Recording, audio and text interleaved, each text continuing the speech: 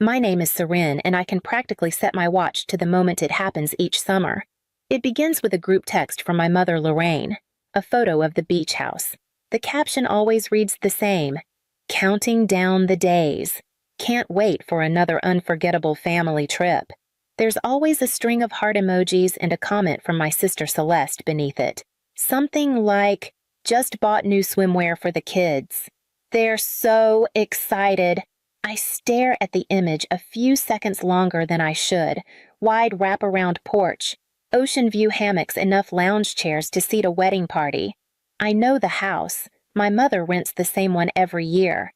5 bedrooms, 3.5 baths, bonus attic space, and a separate guest suite. And yet somehow, every year there's not enough room for me, Calla, and Reed. Celeste brings her husband, her 4 kids, and even their part-time nanny. No one bats an eye. The children need their space, my mother always says, as if Calla and Reed don't qualify as children, as if mine aren't part of this family. This year, I didn't wait for the call. It came anyway. Seren darling Lorraine's voice crooned through the phone, warm and performative. "I just didn't want you to feel left out when the photos start going around." The house was already full by the time we confirmed with Celeste and Thomas's parents are joining this year. I don't bother arguing anymore. I just nod, then lie to my children. "We're doing something special this summer," I tell Calla as I brush her hair. "Something just for us." She smiles, trusting me. But I know the look she'll give me when her cousins come back with sunburns and seashells, telling stories about paddleboards and boogie boards, about crab boils and treasure hunts. I know the ache of sitting at the holiday table months later, watching Reed's face fall when no one remembers he wasn't there. I used to believe maybe one year would be different, but not anymore. 12 years ago, I left with 2 suitcases, a stroller, and a toddler who didn't understand why her dad wasn't coming with us. I was 5 months pregnant with Reed. My then-husband Joel had met someone else, someone less tired, someone more fun. Her name didn't matter. What mattered was starting over. I moved into a 2-bedroom rental on the edge of town, took online real estate courses between midnight bathroom runs and early morning tantrums, and passed my licensing exam 3 weeks after Reed was born. The first sale I made barely covered rent, but it was mine. I wore heels I couldn't afford and knocked on doors until someone opened one. Meanwhile, Celeste hosted brunches. She and Thomas bought a colonial in a gated neighborhood, hosted charity galas, and made Christmas cards that looked like magazine covers. People called her radiant. My mother called her the golden thread that holds us all together.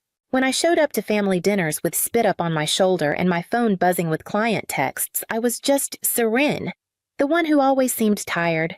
I stayed quiet. Not because I didn't feel the difference, but because I didn't want my children to. Until the day Calla asked me if Grandma liked Celeste's kids better. She was 6, sitting on the kitchen floor with markers and a sheet of paper labeled Beach Week Packing List. It had drawings of swimsuits, goggles, and a bucket with a smiley face. I froze, unsure how to answer. "Grandma just has her hands full sometimes," I said, kneeling next to her. "But we don't take up much room," she replied. "We could sleep in sleeping bags." "I don't mind." I told her maybe next year, that we'd find our own waves. And that weekend I drove them to the state park and let them run through the spray where the lake met the sand, pretending the water was salty and the sky went on forever. They believed me then. I just didn't know how many times I'd have to make them believe again. Dinner at my mother's house always came with a side of discomfort. This time it was roast chicken lemon asparagus and subtle reminders of where I stood. Celeste sat across from me, swirling her wine like she was waiting for an audience. "We're thinking of remodeling the beach house kitchen next year," she said casually. "The rental one is just so dated. Thomas can't even make espresso properly there." Lorraine nodded thoughtfully. "You've always had such refined taste, Celeste. Not everyone notices those details." Calla reached for her glass of water. I saw the flicker in her eyes. She was old enough now to catch tone, even if she didn't have the words for it. "So, what are you and the kids up to this summer?" Celeste asked, feigning interest. "We're looking at some local places. State parks, a few festivals in town," I said evenly. Celeste offered a smile that didn't quite reach her eyes. "That's nice. Low key. Though I guess when you don't have a real job, it's easier to be flexible, right?" The room went quiet. Even Reed looked up from his mashed potatoes. I didn't answer. I didn't argue. I took another bite and helped Owen from his chair like the conversation had ended, but something inside me hardened. Later that night, after I put the kids to bed and folded laundry on the couch, I opened my laptop. Not to scroll or answer client emails. I searched coastal investment properties near Sunset Beach. Pages loaded motels, fixer-uppers, abandoned inns.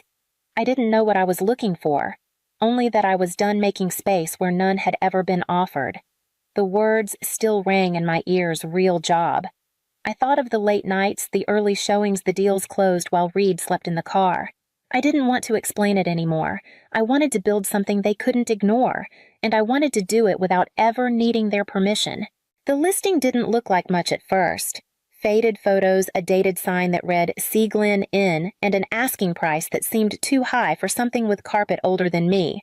But the location was right 10 minutes from the house my mother rented every year, close enough to see the same sunsets, far enough to never need their invitation.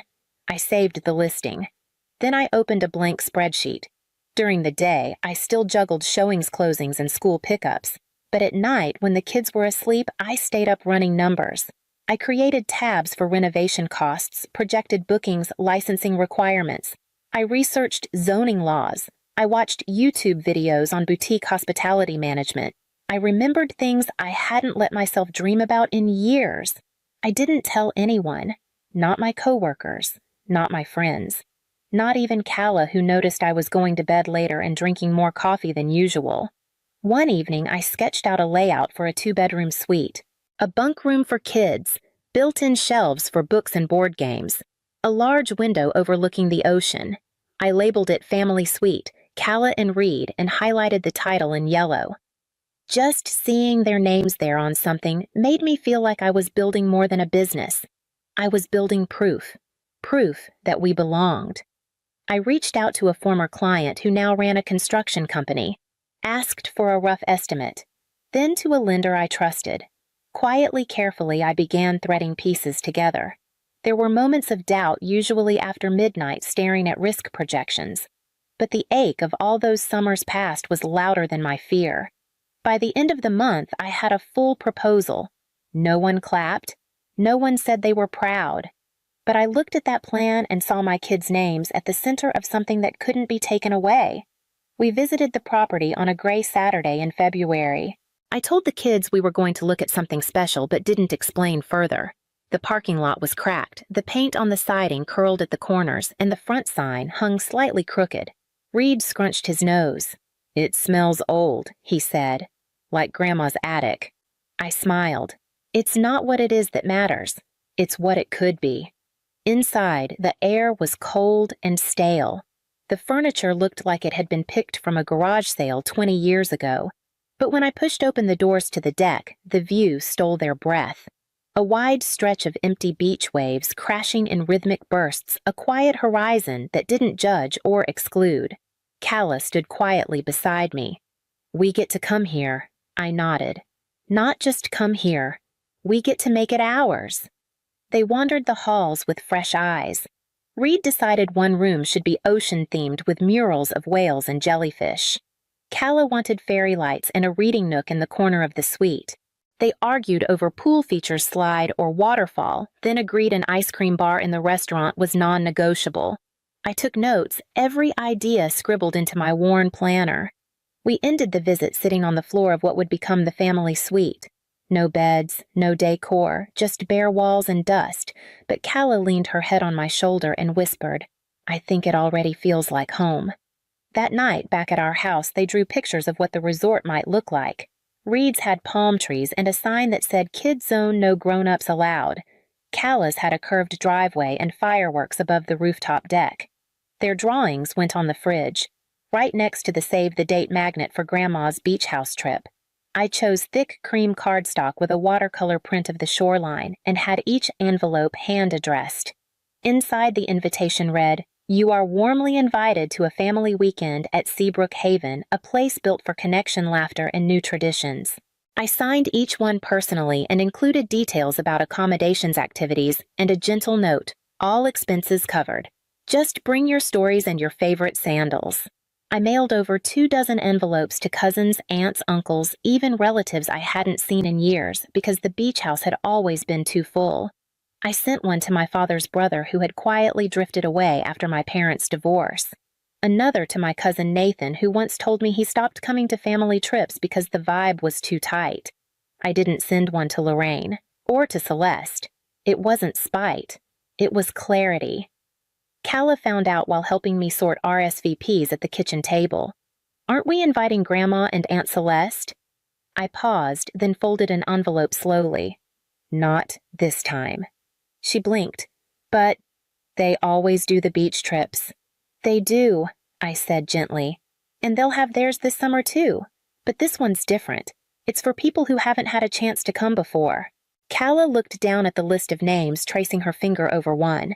"Is Cousin Elena coming?" She already said yes. Reed, who'd been building a tower from RSVP cards, looked up. "Are we going to show them the secret path to the tide pools? We can show them everything." I smiled. A week later, my inbox filled with replies. Yeses, filled with joy, surprise, even gratitude. One cousin wrote, "I can't believe you did this. Thank you for thinking of us." I printed that one and taped it beside the fridge. Right next to Reed's newest drawing, a map of the resort with a big red X over the suite labeled Family Only. The call came on a Tuesday evening, just after I'd finished reviewing paint swatches for the pool deck furniture. The kids were upstairs arguing over whose turn it was to pick a movie. My phone buzzed with Celeste's name. I considered letting it go to voicemail. I didn't. "Miranda," she said sharply, skipping any greeting. Is it true I didn't ask what she meant? I waited. "This event. This little resort thing you're doing. You're inviting everyone except your own mother and sister. Are you serious?" I stayed quiet. Emily heard from Nicole's daughter. "They're all going to stay at some fancy place you bought, and you didn't even tell us. You're tearing the family apart." I took a breath, kept my voice even. "The family's been apart for a long time, Celeste. You just never noticed." "That's not fair," she snapped. "You could have come to the beach house if you'd made more of an effort. You always acted like you didn't want to be included." I let out a small laugh. I acted like I was tired of begging. There was a pause just long enough for the weight to settle. For 15 years, I said you and Mom packed up for beach vacations and told me there wasn't room. But there was room for you. Your kids, even a nanny. Just never for mine. Her voice cracked. It wasn't personal. It was exactly personal. And now that I've built something of my own, you want to talk about inclusion. She exhaled sharply, the fury shifting. "You're punishing us." "No," I said quietly. "I'm finally prioritizing us." "That's different." She didn't reply. Just the faint sound of her breathing on the other end, shallow and stunned. "I hope the kids have a great summer," I added. "Ours will be." I ended the call before she could say anything else and sat there in the soft glow of the kitchen light, listening to the sound of my children's laughter drifting down the stairs. Guests began arriving late Friday afternoon cars pulling into the freshly sealed lot with wide eyes and curious smiles. I stood near the entrance with name tags and iced tea, watching arms open for long overdue hugs and cousins rediscover one another after years of distant group texts. By dinner, the restaurant buzzed with stories and side jokes picked up where they'd left off laughter, echoing off reclaimed wood walls Calla had helped choose. Reed gave a proud tour of the property, pointing out the dolphin watching deck and the snack bar menu he helped name. They called him the little manager, and he wore the title like a crown. Calla, always quieter, took her cousin Madison by the hand and led her to the family suite. "Mom made this for us," she said, voice low, but sure. "Not just me and Reed. All of us." I watched them from a distance, standing at the edge of the hallway. I'd seen her shy away from rooms like that before, rooms full of belongings she hadn't been given. Now, she was the one opening the door. That night, we lit a bonfire on the beach. Uncle Devin strummed a guitar, someone passed out marshmallows, and Reed fell asleep in a pile of towels beside my chair. Calla rested her head on my shoulder. "They like it here," she whispered. "They love it," I said, pressing a kiss to her temple. The next morning, I passed by the front desk and found a thank you note tucked into the guest book. It read, This feels like what family should have been all along. No signature, just a flower doodled in the corner. I left it there. On Sunday, as the final guests packed up their cars and promised to return next year, I stood on the deck with a coffee in hand and the sun warming my face. Behind me, Calla was helping change sheets in the family suite while Reed swept sand from the front steps. I knew the moment I saw her car clean silver, too polished for sand roads, that she hadn't come to admire the landscaping. Lorraine stepped out slowly, clutching her handbag like armor. She didn't look angry. She looked lost. "Miranda," she said, her voice thinner than usual. I didn't know where the entrance was. I walked toward her without offering a smile. "It's marked." She took in the main building, the fresh paint, the hanging ferns along the porch rail. "You really did all this?" "I did." She hesitated. "It's more than I expected." I nodded and motioned her inside. We walked through the lobby, the family suite, the path to the beach. She didn't speak much, just looked at the photos on the walls, the labeled key hooks behind the desk, the kids' drawings framed by the front entrance. When we reached the end of the boardwalk, she turned to me. "This must have taken everything. It took enough." She pulled her sweater tighter around her. "I didn't realize how serious you were about building something. You never asked." There was silence. Not cold, but careful. "I heard from Celeste," she said. "She's still upset. Thinks you're trying to divide the family." I met her eyes. "I'm not dividing anything. I'm creating something separate. For my children. For myself." She looked out at the water. "Would it be all right if I brought the kids by next week for a visit just for the afternoon?" I considered it. For the kids, I said finally yes. But not as a guest of honor. Not this time. She nodded once, and for a moment her gaze softened. I walked her back to the car, and as she pulled away, Reed came running down the boardwalk barefoot and breathless. "Mom, Calla says we need your opinion on the new porch pillows." Emily, Celeste's oldest, asked if she could work at the resort the following summer. "Just a few weeks," she said in her email. "I want to earn my own money." I said yes. She folded towels, refilled snack stations, and wiped down pool chairs with more focus than I expected. When she left, she gave me a hug and said, "This place feels different. In a good way." Lorraine began stopping by every few weeks during her own beach visits. She brought cookies once, sat quietly on the porch another time, but never offered advice or opinions. For the first time, she entered a space I built without trying to rearrange it. I spent more mornings with coffee in hand, more evenings watching Reed chase sand crabs while Calla read with her feet buried in warm dunes.